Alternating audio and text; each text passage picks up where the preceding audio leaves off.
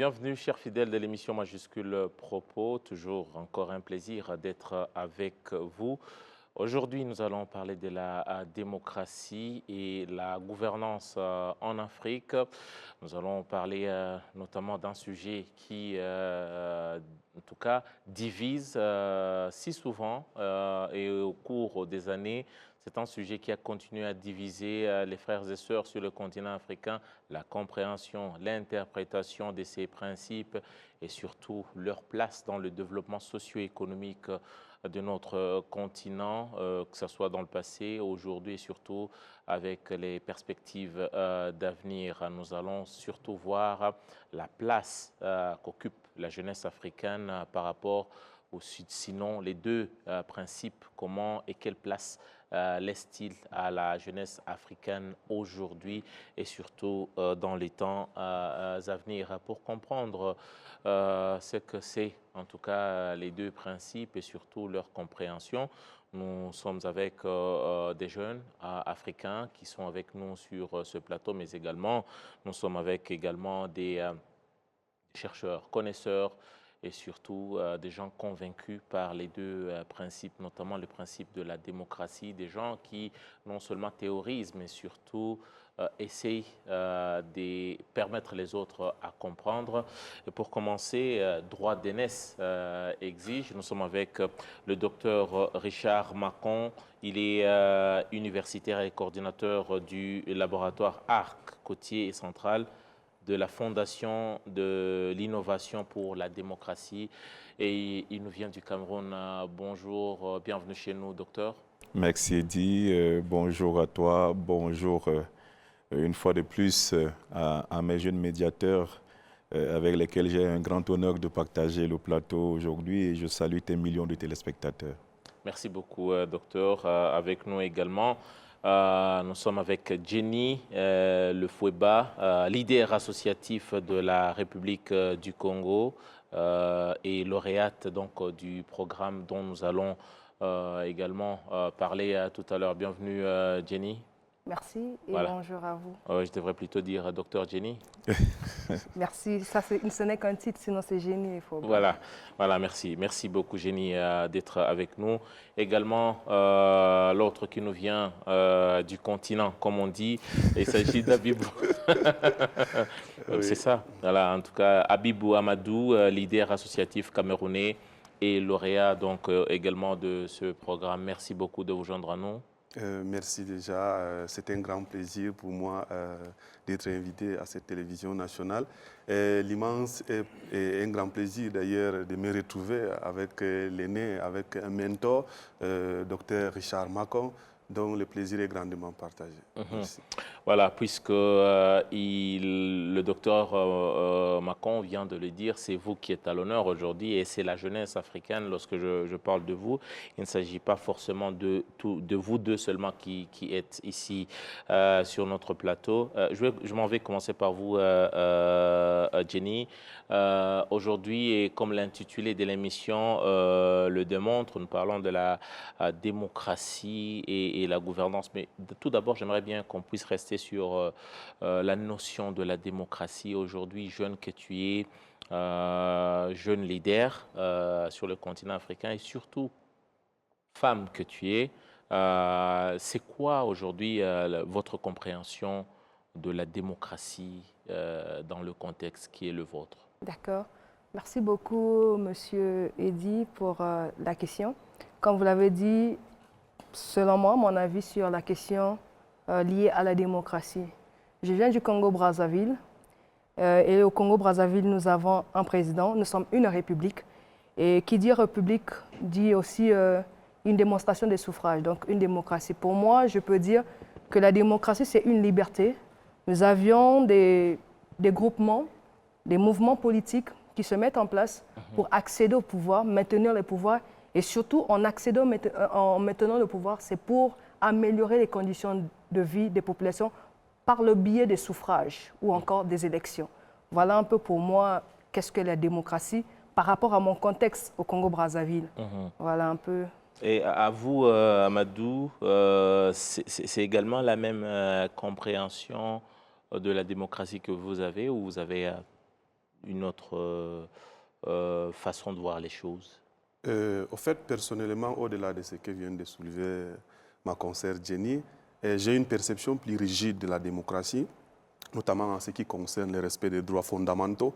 Qui dit démocratie, pour moi, c'est d'abord respect des droits fondamentaux. Respect des droits fondamentaux, et dans ce sens qu'il y a ce qu'on appelle la séparation de pouvoir, l'indépendance de ces instances, de ces institutions, notamment qui incarnent la séparation de pouvoir, à savoir le pouvoir législatif, le pouvoir judiciaire, le pouvoir exécutif. Voilà, le pouvoir législatif, comme je l'avais dit. Donc c'est cette indépendance de ces institutions-là qui constitue effectivement un pilier fondamental dans le cadre de la démocratie. La démocratie ne se limite pas seulement à ce qu'on appelle la liberté d'expression. La démocratie, elle ne se limite pas seulement à l'organisation des élections, au multipartisme et l'existence de multiples partis politiques. Comme au Cameroun, on a plus de 300 partis politiques, mais qui ne parviennent pas justement comment dirais-je, à accéder à la gestion de l'État, à accéder justement à la magistrature suprême. Donc pour moi, la démocratie, au-delà de ces éléments supplémentaires, il y a ce qu'on appelle le respect des droits fondamentaux. Et au Cameroun, pour être franche, il n'y a pas cette indépendance des institutions, justement en ce qui concerne la séparation des pouvoirs. Justement, cela nous amène également à vous, docteur Richard. Vous êtes de la Fondation de l'innovation pour la démocratie. Vous déjà, l'aîné que vous êtes, j'aimerais bien entendre également votre façon et surtout votre définition et compréhension de la démocratie, de votre point de vue aujourd'hui. Merci beaucoup, Eddy. En réalité, je me sens totalement exprimé dans les propos de mes cadets sur la question de la démocratie.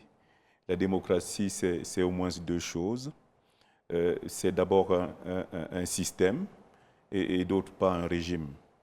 Un système en ce que la démocratie est un ensemble large de composantes, à la fois humaines, institutionnelles et normatives, qui organisent le bien vivre et le vivre ensemble différent dans un espace donné. Et donc, c'est la façon dont ces différentes composantes sont mises en musique pour organiser la vie en commun de l'ensemble des concitoyens dans l'intérêt général qui constitue la démocratie. Mais la démocratie, c'est aussi un régime juridique, j'entends, qui renvoie à l'ensemble des règles juridiques qui organisent effectivement la compétition politique, l'accès des forces politiques à l'espace politique, l'organisation des formations politiques, la structuration du système institutionnel, la répartition des pouvoirs, ce que Habibou a très justement appelé la séparation des pouvoirs, et qui assure en fin de compte que la liberté qui est exprimée par les citoyens soit en définitive prise en compte. Et donc la démocratie est un ensemble très large et effectivement ne se limite pas à la question des élections, comme ils l'ont justement fait ressortir, mais intègre aussi des aspects purement sociaux, culturels, économiques, parce que dans la démocratie, il y a des principes qui sont fondamentaux. Le premier principe est le principe d'humanité et de dignité, qui est annexé au principe de reconnaissance, duquel découle la question de la citoyenneté. Il faut que dans un espace démocratique, qu'il y ait reconnaissance de la dignité de toutes les composantes. Il y a le principe d'égalité, parce que la démocratie est une communauté d'égaux. Il y a le principe de liberté et de participation, parce que dans un espace démocratique, la liberté de s'exprimer qui se manifeste par la liberté de vote, la liberté d'expression, la liberté de se constituer en mouvement politique, la liberté d'aller et venir, sont des éléments qui permettent de construire un espace où les gens peuvent s'exprimer. Ça assure donc deux principes fondamentaux, qui est l'égalité devant le pouvoir, qu'on appelle aussi isocratie, et égalité devant la loi, isonomie. Enfin, il y a le principe de délibération, parce que les choix dans une société politique doivent être des choix effectués librement par l'ensemble des parties prenantes, afin de s'assurer que l'intérêt général de la communauté est toujours pris en compte et que l'épanouissement de tous puisse être assuré. Parce que s'il n'y a pas une saine participation de toutes les composantes à la gestion de la chose publique, on court le risque qu'il y ait une partie de la population qui soit défavorisée par rapport à une autre. Parce qu'il faut que le pouvoir, lorsqu'il est institué par la volonté des électeurs, puisse assurer l'épanouissement de tout le monde par la saine redistribution des fruits de la croissance. C'est donc une compréhension très globale de la démocratie dont il est question, mais qui ne ménage pas ou qui n'ignore pas la question fondamentale de la protection des droits de l'homme, de l'environnement et du vivant. Tout ça, c'est une définition purement académique. Ouais, très théorique. C'est très théorique, tout ça. On a presque l'impression que c'est presque éloigné de notre quotidien, c'est presque éloigné. Et quand je parle de notre quotidien, là, je parle du citoyen lambda. Et souvent, c'est là qu'intervient une interprétation ou plusieurs interprétations justement de cette démocratie. Tous ces principes, vous êtes des jeunes, vous sortez vous venez du Congo-Brazzaville, vous venez du Cameroun, mais est-ce que cette définition que vient d'étaler le docteur Richard, disons-nous la vérité, combien de gens autour de vous ont eu une telle compréhension? Qu'ils soient étudiants ou qu'ils soient instruits ou pas, combien de gens comprennent ces principes fondamentaux et d'autres principes qui en découlent? Alors, personnellement, ce n'est ni une façon de contredire mon aîné, mon mentor, Dr Richard Macon. Moi, j'ai toujours de la peine à partager un plateau avec des intellectuels, surtout universitaires. Pourquoi? Parce qu'ils ont tendance, justement, à s'appesantir sur des éléments théoriques, formels, et qui est en déphasage, effectivement, avec les réalités sur le terrain. C'est aussi ça, la démocratie, on doit être en désaccord par moment. Tout à fait. Voilà que nous pratiquons même cette démocratie. C'est ça. Tout à fait. J'ai bien souligné en amont, ce n'est pas une façon. Mais justement, donc, pour moi, la démocratie va au-delà des éléments formels. Et matériellement, la démocratie a une déconstruction. Et la démocratie a des défaillances. La démocratie a des imperfections. Des imperfections en ce sens que les points formels ne sont pas appliqués. C'est-à-dire les théories ne sont pas matérialisées. Et justement, c'est en ce moment que les populations, le citoyen lambda, exprime son mécontentement, exprime son insatisfaction à travers effectivement l'application des dispositions comme au Cameroun. Il y a ce qu'on appelle la liberté d'expression qui est justement garantie par la loi de 90. Et lorsque cette disposition constitutionnelle qui est fondamentale n'est pas respectée. Parce qu'au Cameroun, vous verrez, lorsque des citoyens veulent exprimer leur mécontentement face à des injustices, face justement à cette pérennisation au pouvoir, ils seront matés, ils seront mutualisés, ils seront, ils seront pourchassés. Alors que c'est un principe fondamental qui garantit justement cette expression de la liberté d'expression. Ce qui veut dire justement que la démocratie ne se limite pas aux éléments formels. Pour un citoyen lambda, la démocratie va au-delà de ce qui est écrit dans nos constitutions, ce qui est écrit dans nos codes électoraux, ce qui est écrit justement dans les lois communes, les lois applicables dans une institution, dans une république. Donc la démocratie, personnellement, pour chuter, la démocratie, c'est quoi? La démocratie, comme je l'avais souligné dans mon propos introductif, la démocratie, c'est le respect des droits fondamentaux. Donc, ce qui veut dire respect des droits fondamentaux, qu'est-ce que j'entends par là? Respect des droits fondamentaux, c'est la transposition ou l'application, justement, des termes théoriques, des notions formelles, pour les matérialiser sur le terrain. Respect, par exemple, de la séparation des pouvoirs, respect de l'indépendance des institutions. Vous conviendrez avec moi que si les institutions sont indépendantes, il y a d'une manière ou d'une autre l'expression de la démocratie. Si le Parlement est indépendant, ce qui veut dire qu'il n'y aura pas de manœuvre en ce qui concerne le vote de loi.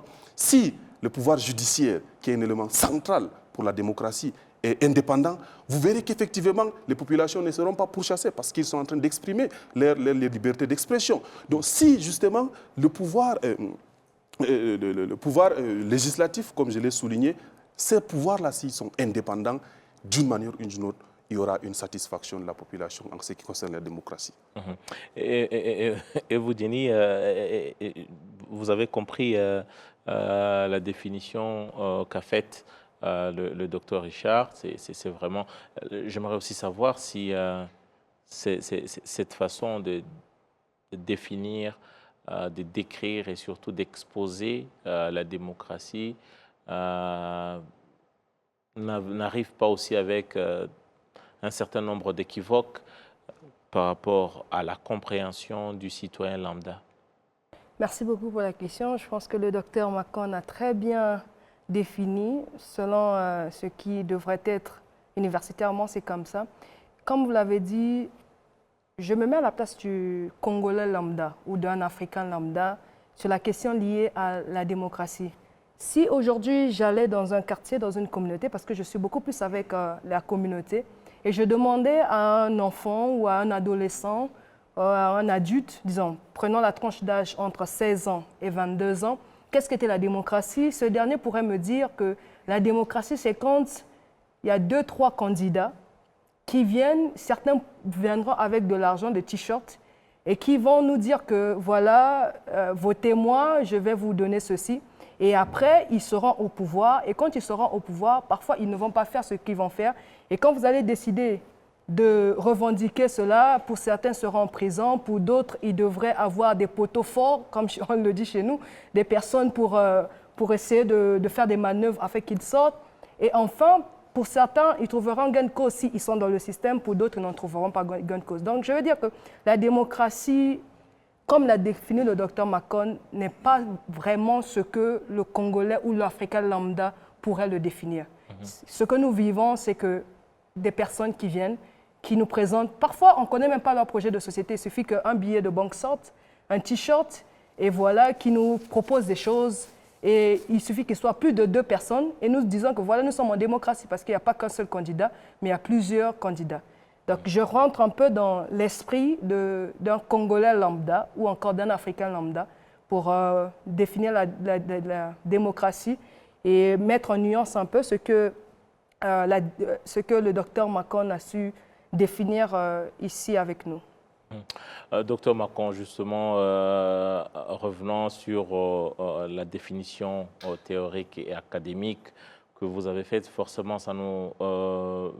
notre audience et pour les gens qui nous suivent en ce moment, ils doivent se dire, voilà, ça doit être vraiment quelqu'un de bien avisé dans le domaine de la démocratie. Voilà pourquoi même ça nous ramène sur le point et surtout sur la raison de votre présence au Rwanda dans le cadre de ce que vous avez appelé les médiateurs de la démocratie, donc un programme de formation et de renforcement des capacités destinées aux jeunes leaders africains âgés entre 20 et 25 ans. Déjà, pourquoi, à quel moment votre fondation a pensé apporter cette contribution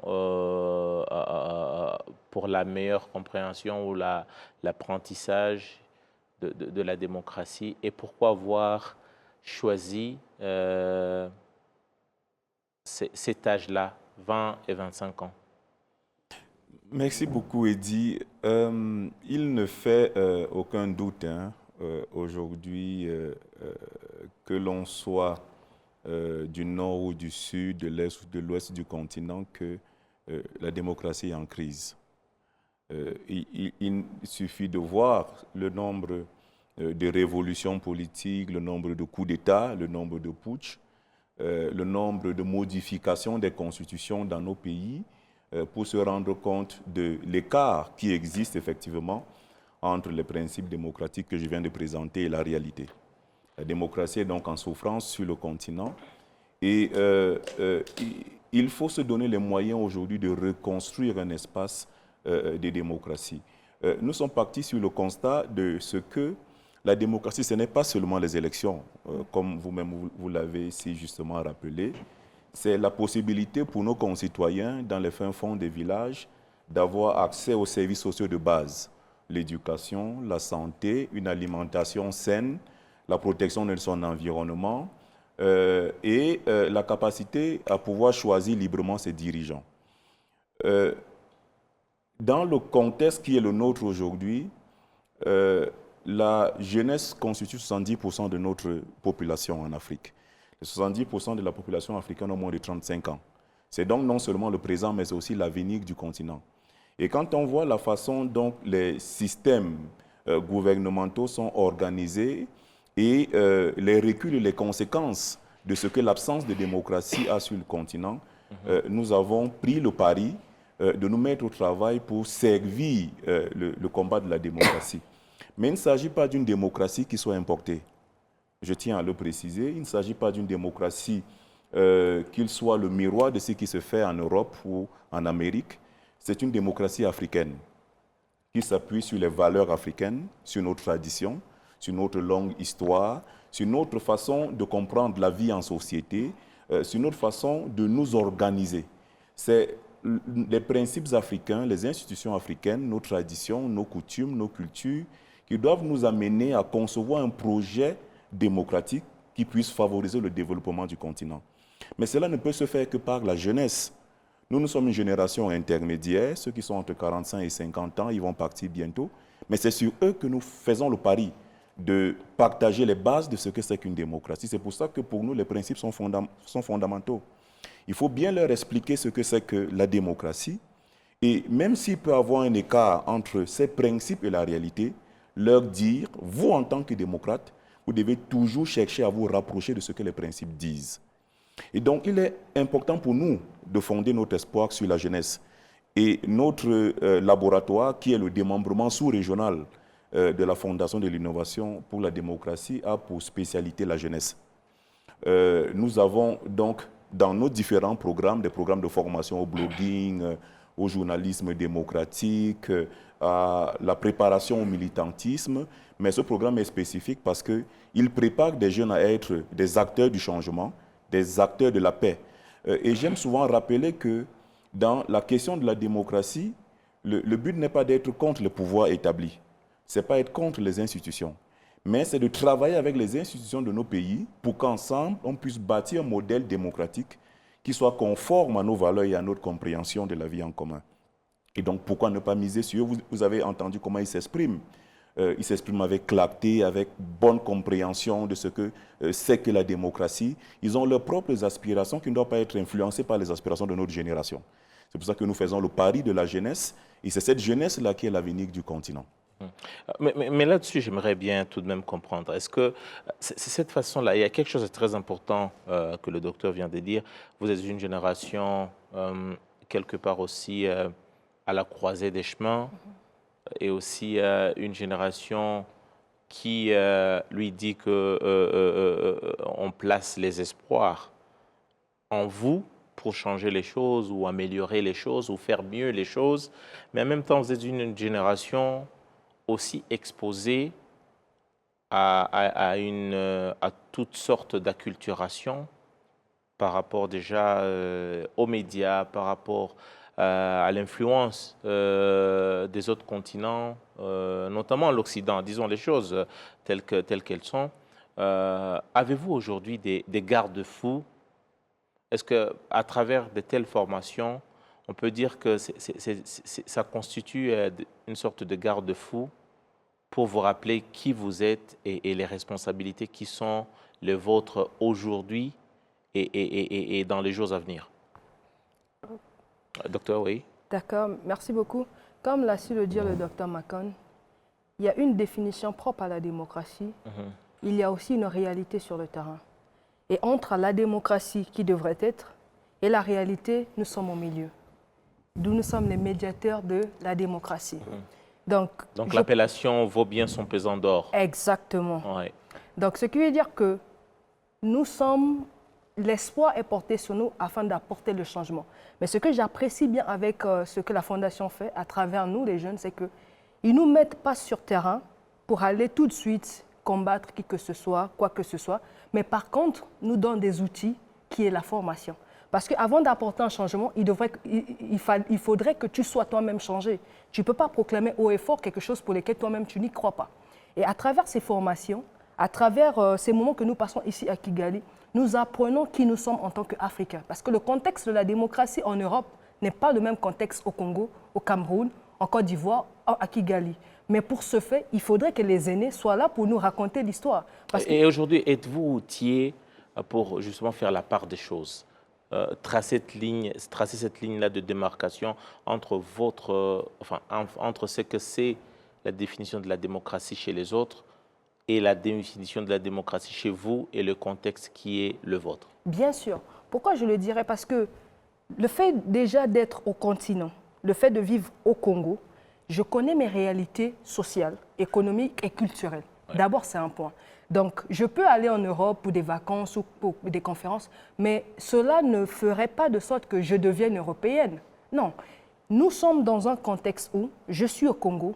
Un Congolais, c'est quelqu'un qui d'abord, dans nos cultures africaines, nous avons d'abord le Ubuntu, l'humanité. Je suis parce que l'autre est. Ça, c'est ce que nous sommes. Et c'est ce que nous avons comme héritage de notre très cher Mandela. C'est ce que nous sommes. Et avec le Ubuntu, nous bâtissons nos règles et aussi nous bâtissons comment est-ce que nous pouvons, le changement que nous voulons apporter. Maintenant, l'exposition que nous avons avec l'Occident, nous les voyons et les regardons. Dans le contexte où nous sommes comme des partenaires.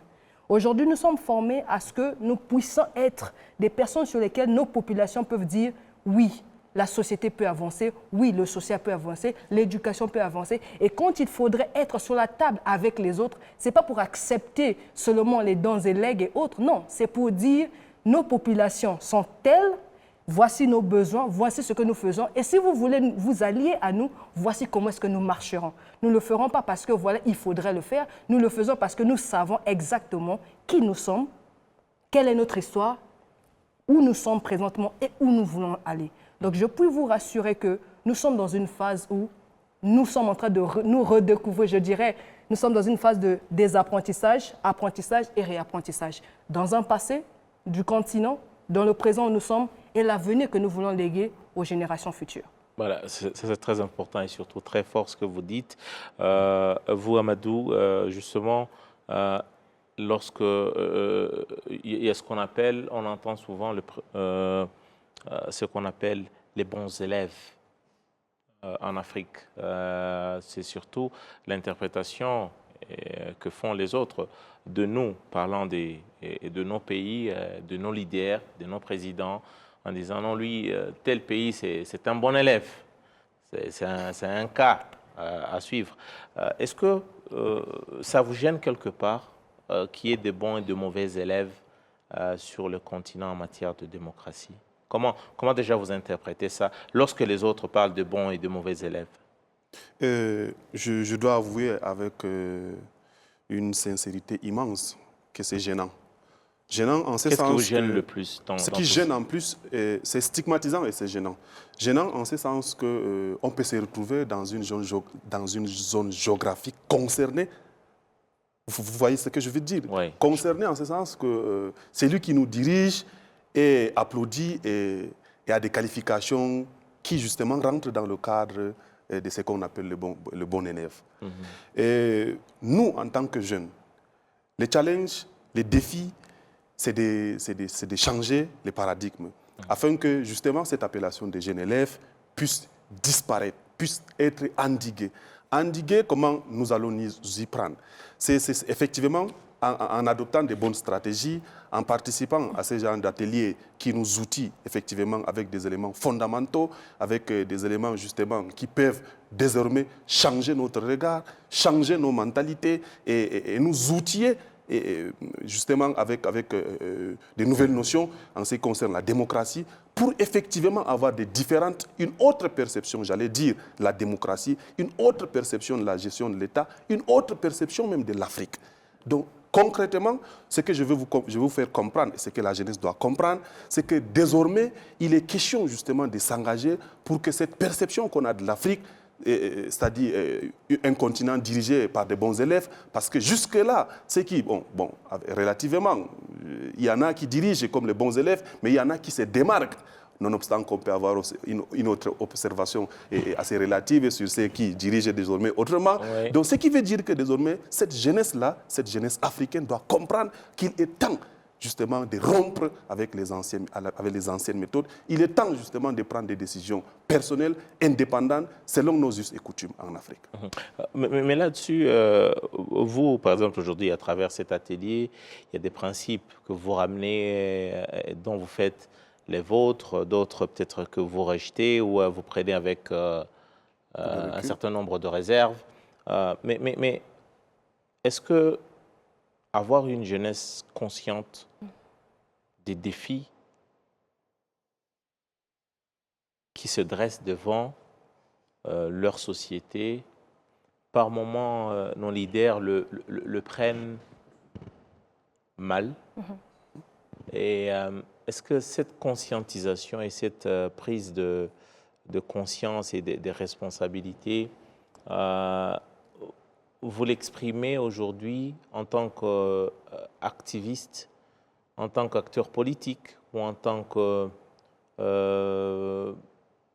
juste vecteur de changement? Dans quelle posture vous posez? Si vous me permettez un peu d'ajouter sur ce que mon frère avait dit sur le bon... Vous savez, nous sommes aussi maintenant dans un contexte où ce que le regard d'autrui nous importe peu. Parce que c'est comme si nous sommes dans une classe où il devrait avoir... Voulez-vous bien revenir sur ça? Le regard des autres vous importe peu? Oui, parce que pourquoi est-ce que, par exemple, nous sommes ici, c'est vous qui devriez nous dire celui-ci est bon élève et celui-ci est mauvais élève. C'est sur la base de quoi? Et nous sommes dans un contexte où... Ben, il y a des pays qui aujourd'hui s'affichent et se considèrent comme quand même des modèles de démocratie. Je veux dire, bien ailleurs, ce sont eux qui donnent aussi la cote de qui est bon et mauvais. Ok, est-ce que j'aimerais aussi vous demander, est-ce qu'il y a aussi un pays africain qui donne la cote des pays européens qui émergent dans la démocratie et qui font très bien? Non. Donc nous sommes toujours dans une position où on devrait nous définir. On devrait nous dire celui-ci est bon, celui-ci est mauvais. Nous sommes maintenant dans un contexte où nous nous définissons nous-mêmes. Et nous sommes préoccupés par la situation sociale, économique et culturelle de nos populations, de nous. Et sur cette base, si vous voulez nous définir, faites-le. Mais nous sommes préoccupés par est-ce que le Congolais est en mesure d'avoir accès à une bonne éducation, à des infrastructures, à une santé. C'était juste pour ajouter, pour vous dire que nous sommes maintenant dans une phase où ce que nous sommes nous préoccupe plus. Nos populations, leur état et ce que nous devons apporter. Vous savez, ce que nous recevons, c'est comme une lumière. La connaissance est une lumière que nous sommes censés, je réponds à la question, quelle posture, nous sommes censés la partager. Okay. En repartant chez moi, ce que je suis censé faire maintenant, c'est faire une restitution au sein d'abord des jeunes. Parce qu'il ne faudrait pas estimer un changement pour lequel vous ne le préparez pas. Je ne vais pas commencer à venir dire, voilà, le Congo changera, ça brillera, l'Afrique... Non, mais par contre, je viendrai pour leur dire, voici notre histoire. Nous venons d'ici, il y avait un Mariam Babi, et voici, il y avait X, et aujourd'hui nous sommes avec tel président, et voici ce que devrait être la démocratie. Si vous ne voyez pas tel élément, alors nous pouvons nous constituer pour aller sur la table de discussion. Nous ne ferons pas comme les autres, nous ferons dans notre contexte. Donc nous allons avec une posture des personnes aguerries qui ont en soi un ardent désir de partager la lumière, qui est la connaissance. Et deuxièmement, nous sommes des médiateurs. Donc nous ne sommes pas là pour attiser le feu. Voilà, comme ça ne marche pas au Congo, disons, je donne un exemple, comme voilà, l'État ne fait pas ci, l'État ne fait pas ça, voilà, on va mettre le feu. Non. Nous irons sur la table de discussion. L'éducation, très cher gouvernement, parlementaire et X et Y, personnes concernées, les parties prenantes, l'éducation, ça ne marche pas. La santé, pourquoi? Il faudrait d'abord savoir, est-ce que vous êtes dans les capacités de le faire? Est-ce qu'il n'y a pas la volonté politique? Est-ce qu'il y a des présenteurs plus forts que vous? Parce que nous devons aussi comprendre nos dirigeants avant toutefois de taper sur eux. Ils devront aussi être sincères de nous partager pourquoi ils le font. Et après avoir partagé, nous sommes là pour leur dire, voici nos pistes de solutions. Parce que c'est de nous qu'il s'agit. C'est de mon avenir qu'il s'agit. C'est de l'avenir de mes enfants qu'il s'agit. Donc il ne faudrait pas que nous puissions continuer à faire des choses en oubliant que demain, il y a un changement climatique qui est en train de nous guetter. Est-ce que mes enfants, dans 10 ans, dans 15 ans, ils seront en mesure d'aller à l'école et ne pas avoir crainte de la pluie, qui pourrait toutefois dévaster leur école? Ce sont des questions sur lesquelles nous allons poser sur la table. Donc nous allons avec une posture des personnes aguerries, ayant la lumière pour la partager avec nos concitoyens, nos contemporains aussi, aller sur la table de discussion, de négociation, pour parler avec nos aînés, pour leur dire « partagez-nous vos difficultés et voici ce que nous souhaitons ». Nous ne sommes pas en guerre, mais nous sommes en guerre contre ce qui ne marche pas pour nous, mais pas contre les humains. Nous ne sommes pas en guerre contre qui que ce soit. Moi, je ne connais pas personnellement le président de la République, donc je ne peux même pas, ni le gouvernement. Mais par contre, contre le système, les choses qui ne marchent pas, dites-nous pourquoi ça ne marche pas.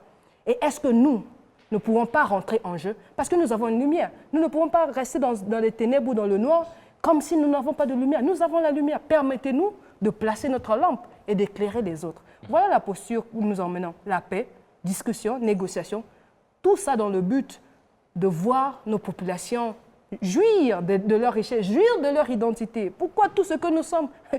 C'est quand même déplorable et ça fait mal de voir comment est-ce que nos terres et nos terres et nos sous-sols, nos sols et nos sous-sols sont riches, alors que les humains qui marchent dessus sont pauvres. Ce n'est pas compréhensible. Et c'est pour ça que nous allons discuter, dire c'est le temps pour nous aussi de jouir. Parce que c'est ce que Dieu nous a donné. Et nous sommes dans le plein droit d'en transformer et de jouir de cela. Voilà la posture. Voilà, ça nous rappelle beaucoup plus ce que vous dites. Ça nous ramène sur le terrain de la redevabilité des responsabilités de l'État. Et forcément, ça nous ramène sur le deuxième point de la gouvernance, justement avec le titre de notre émission, démocratie et gouvernance. Vous qui êtes académicien, vous théorisez là-dessus, docteur Richard. C'est maintenant, les anglophones parlent du nexus, le point de rencontre entre démocratie et gouvernance. Qui engendre l'autre? La gouvernance n'est qu'un outil de la démocratie. La gouvernance est la façon avec laquelle les différents acteurs d'une société se mettent ensemble dans l'intérêt collectif pour gérer les choses qui appartiennent à l'ensemble de la communauté. La chose publique. La chose publique, la res publica. Et donc la gouvernance n'est que la façon dont la démocratie est mise en œuvre. Et donc dans les théories en la matière, certains disent que c'est la démocratie qui féconde c'est la démocratie qui féconde la gouvernance. La gouvernance n'est qu'un outil, c'est pour ça qu'on qualifie aujourd'hui bonne gouvernance, mauvaise gouvernance. Lorsqu'il y a une véritable démocratie, un état de droit, généralement il y a bonne gouvernance. Parce qu'il y a le respect de la chose publique, et vous avez évoqué tout à l'heure, deux principes fondamentaux sans lesquels il n'y a pas de démocratie. C'est la responsabilité, c'est la redevabilité. C'est la capacité pour les gouvernants à gérer la chose qui appartient à l'ensemble de la communauté et être appelés à rendre compte de la façon dont ils gèrent la chose publique. Tout le monde aujourd'hui est impressionné par la façon dont le Rwanda est gouverné. Tout le monde est impressionné lorsqu'on arrive à Kigali et nous avons fait un tour de la ville tout à l'heure avec nos jeunes qui étaient impressionnés par la qualité de la propriété, par le respect du code de la route, les voitures qui s'arrêtent pour laisser passer des piétons. C'est une culture. La gouvernance est donc une culture de gestion de la chose publique dans l'intérêt du plus grand nombre. Et donc la gouvernance ne peut pas exister sans démocratie et la démocratie ne peut pas marcher s'il n'y a pas la bonne gouvernance. Les deux vont ensemble. L'un est le système, le grand ensemble, l'autre n'est que la façon dont le grand ensemble est gouverné. Donc pour faire terre à terre, la gouvernance n'est que la façon dont les différents acteurs d'un environnement gèrent la chose publique. Et pourquoi aujourd'hui, en introduisant l'émission, j'ai parlé de la question de la démocratie qui divise nos pays sur le continent africain. Pourquoi pensez-vous, par exemple, que aujourd'hui, après autant d'années que le principe ou les principes de la démocratie ont été introduits en Afrique, pourquoi, je veux dire, la mayonnaise ne prend-elle pas pour ceux-là qui ont amené la démocratie ou les principes de la démocratie? À quel obstacle cette démocratie s'est-elle heurtée en Afrique, docteur? Justement, là, tu poses le doigt là où ça fait mal. Parce qu'effectivement, la démocratie ne s'impose pas de l'extérieur. La démocratie naît d'un écosystème, d'une société. La démocratie est la façon dont vous et moi nous arbitrons nos différends, la façon dont vous et moi nous décidons de la manière dont nous gérons la chose publique et la façon dont nous construisons notre société. C'est un pacte que nous établissons, vous et moi. Et donc, si on pense que la démocratie peut être imposée de l'extérieur, on n'a rien compris de la démocratie. Et j'étais tout à l'heure très attentif au propos de Jenny, qui était tellement fort, tellement précis sur la question des standards et des évaluations externes de nos différentes sociétés. C'est ensemble, et dit que nous devons dire quelle est notre compréhension de la démocratie. Quelle est la mission que nous affectons à la démocratie et ce que nous attendons de la démocratie. Il est clair qu'il y a des principes qui sont des principes fondamentaux sans lesquels, qu'on soit en France, au Botswana, au Burundi, en Chine, il n'y aurait pas de démocratie. Mais la façon dont vous et moi, nous entendons ces principes, nous les mettons en œuvre, dépend d'un consensus social. Et donc, beaucoup de nos sociétés n'ont pas compris la démocratie parce qu'elles croyaient que la démocratie était une façon de vivre qui leur venait de l'extérieur. Et même ceux qui faisaient la promotion de la démocratie n'ont pas bien expliqué à nos populations que c'est vous qui concevez la démocratie, qui en donnez le contenu. C'est pour ça que ça n'a pas marché. Mais comme pour toute liberté, il y a toujours un écart entre la façon dont on comprend la liberté et la façon dont on la met en œuvre. La démocratie ne sera jamais aboutie. Ça nous ramène, ça nous ramène à ce qu'a été ou à ce qu'ont été le soleil des indépendances. Voilà. Et il y aura toujours une mauvaise interprétation de l'indépendance. Voilà. C'est un processus. Ça nous poursuit. On doit dire que c'est une chose qui nous hante. Ça nous poursuit, cette incompréhension des nouveaux principes. C'est pour ça qu'il faut décoloniser les principes pour leur donner un contenu qui soit propre à nos contextes. Tout à l'heure, Jenny et Abibou revenaient et insistaient sur la question du contexte. Le développement, selon l'Occident, n'est pas le développement selon le continent africain. Nous devons avoir notre propre compréhension du développement, notre propre compréhension du progrès, notre propre compréhension de la modernité et donc notre propre compréhension de la démocratie. Et donc, il s'agit de décoloniser ces différents concepts pour leur donner un contenu qui soit propre à notre environnement.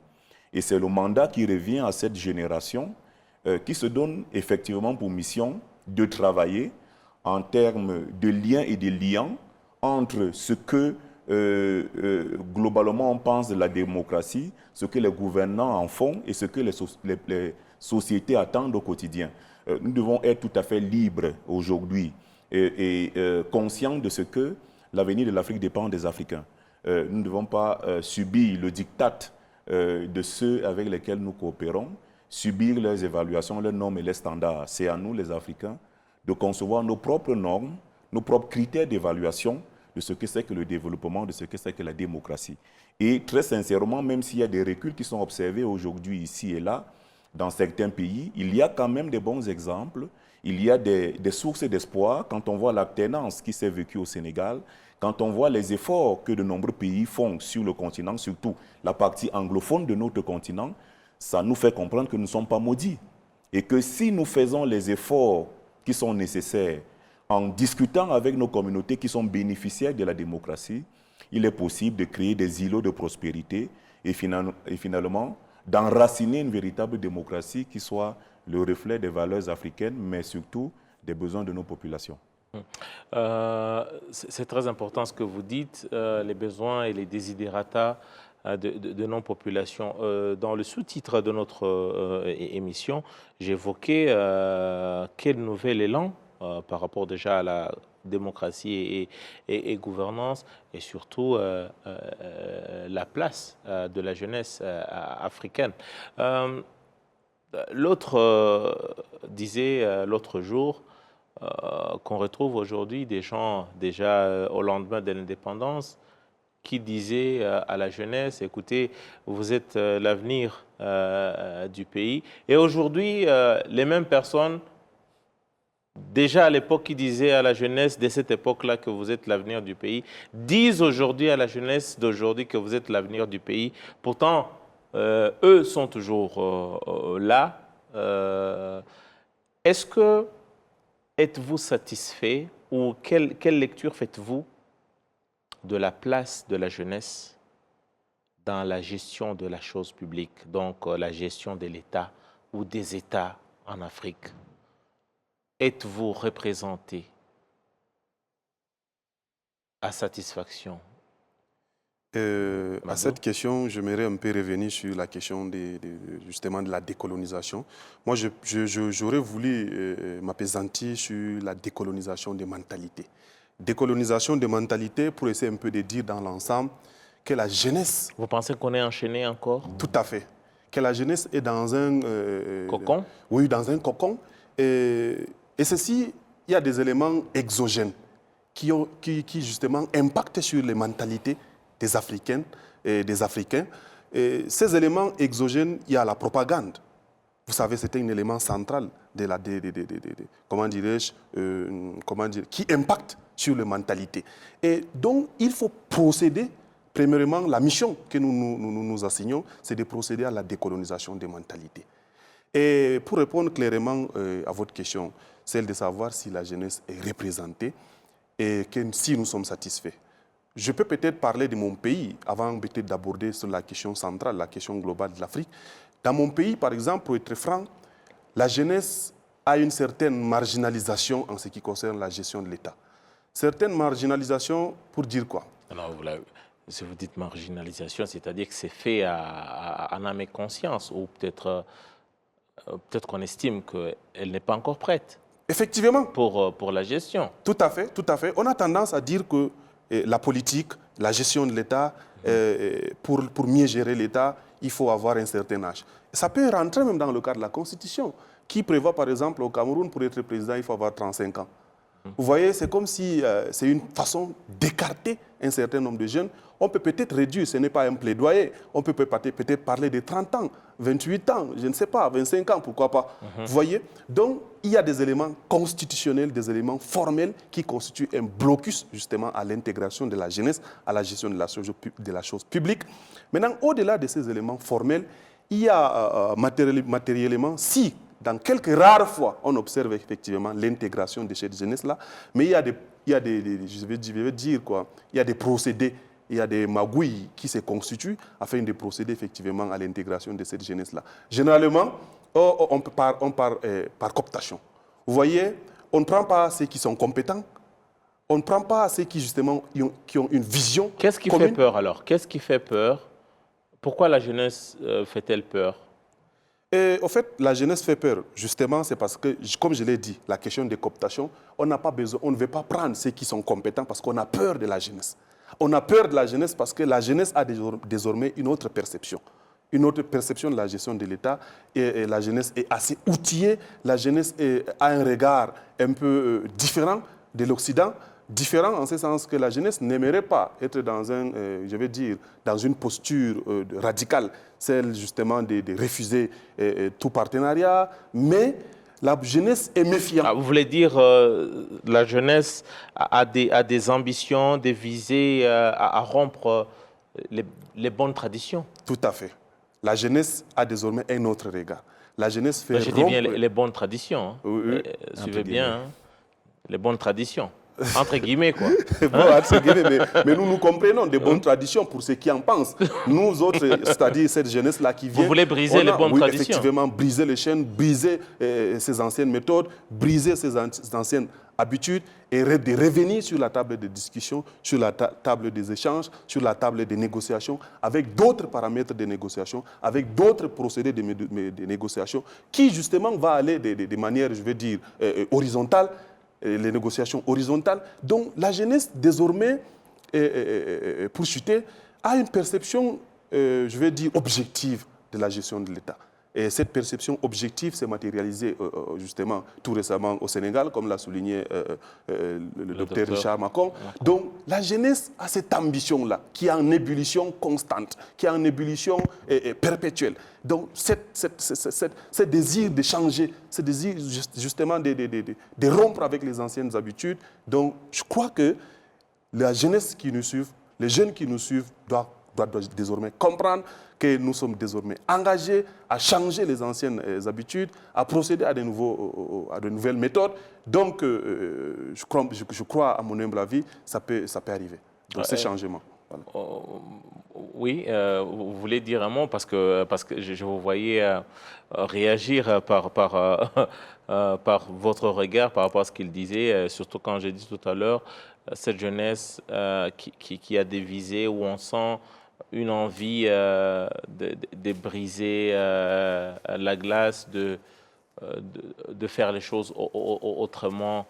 Est-ce que cette envie-là ne devrait pas encourager plutôt que de faire peur, par exemple, à la classe actuelle dans la gestion de la chose publique, en se disant c'est du sang neuf dont on a besoin pour justement assurer la relève?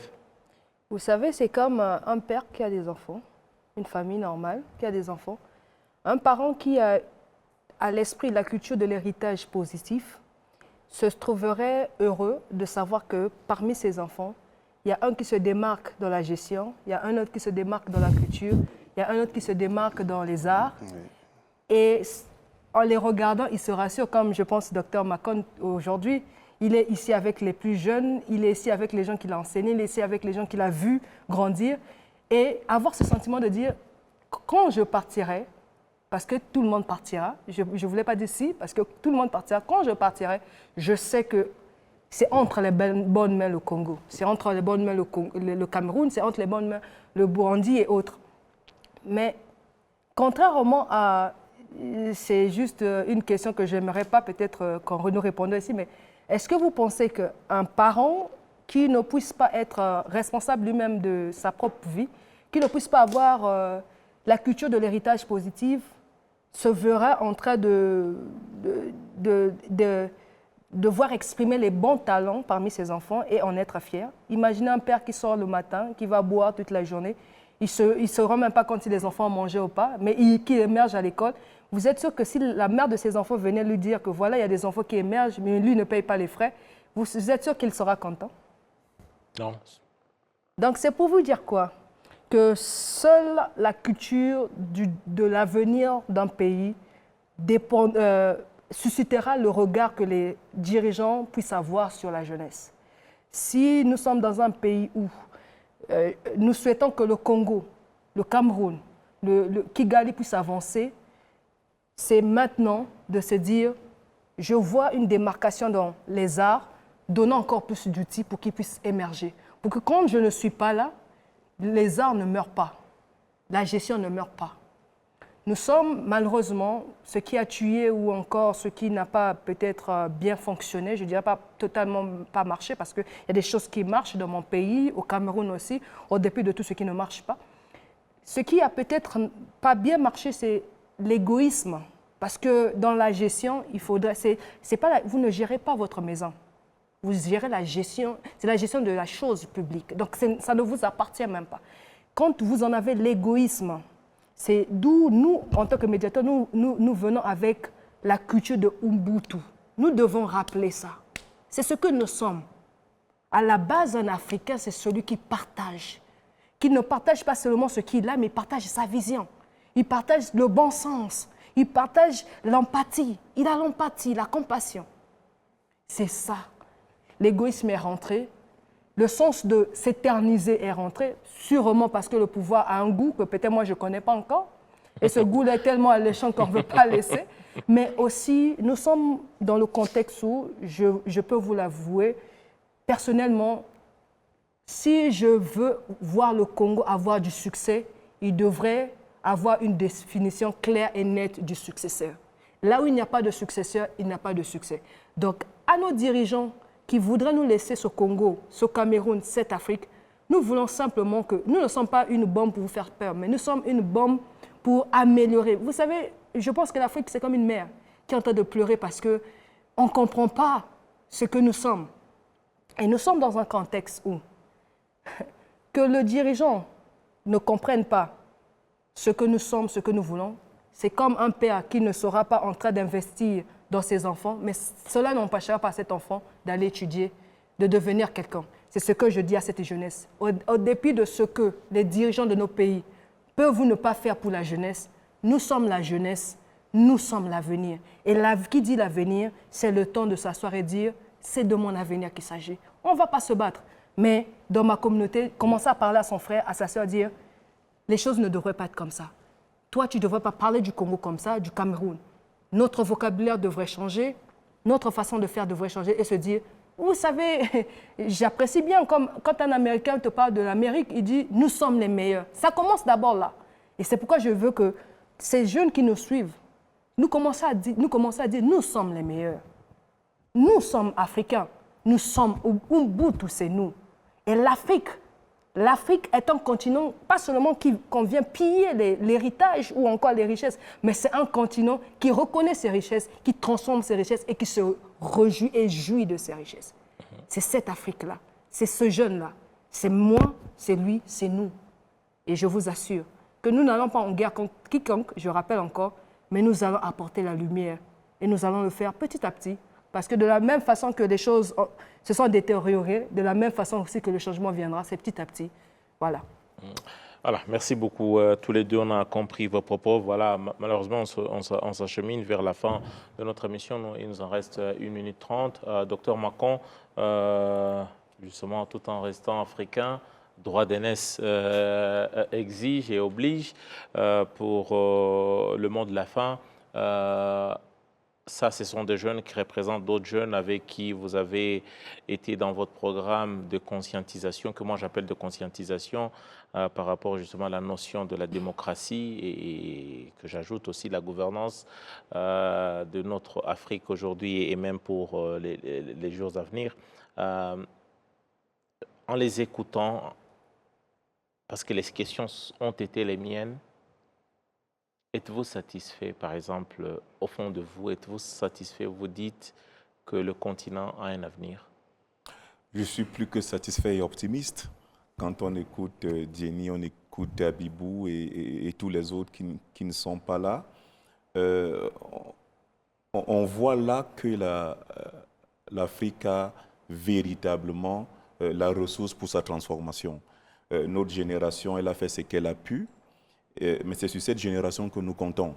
Et quand je vois les questions pointues que vous avez posées et dites, avec parfois un peu de vice, comme tout bon journaliste spécialiste dans l'animation des débats, ils s'en sont super bien sortis et je peux qu'être fier en tant que parent, en tant qu'aîné. Et c'est pour moi l'occasion de vous rendre hommage, d'ailleurs d'abord pour la qualité de votre émission qui fait grand écho et qui est un espace majeur de discussion et de délibération, et pour la chance que vous avez accordée à notre programme de venir avec ces plus fines et belles figures pour en parler. Merci infiniment pour cette opportunité. Voilà, merci donc à tous les trois.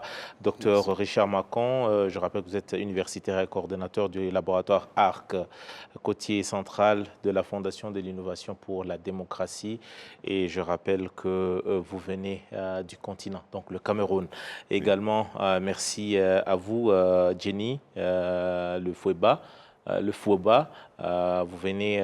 êtes donc leader associatif de la République du Congo et lauréate du programme dont on a parlé. Merci beaucoup à vous, comme on dit, Matondo. Matondo Mingi. Et à vous également, Amadou, et également Abibou Amadou. Vous êtes également leader associatif de la République, leader associatif camerounais et également lauréat de ce programme. Merci beaucoup. Vous êtes également du continent, donc le Cameroun. Merci beaucoup également à Emmanuel et toutes les équipes au niveau de la régie. Merci à vous, chère audience. L'émission, c'est Majuscule Propos.